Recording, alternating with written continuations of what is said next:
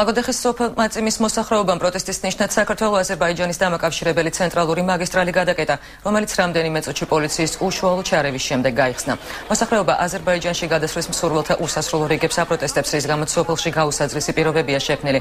მათ განსაკუთრებით ხმაური და ანტისანიტარია აწუხებთ.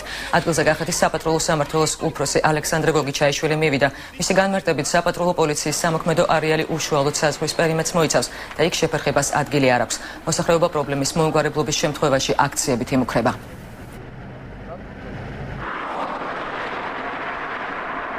ძალიან სუდღეში ვართ.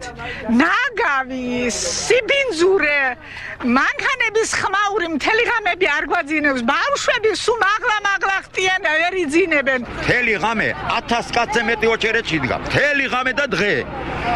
აბინძურებენ აქავრობას. აი ჩემი ნაკვეთი შიგნით ვერ შეხვალ. საპატრულო პოლიციის დეპარტამენტის დაქვემდებარებაში მხოლოდ და მხოლოდ არის სასაზღვრო გამშვები პუნქტი და სასაზღვრო გამშვები პუნქტზე ჩვენი მხრიდან არანაირი დაბრკოლება, არანაირი შეყოვნება და არანაირი პრობლემა მოქალაქეთა გადასვლა გადმოსვლას არანაირი პრობლემა არ არის.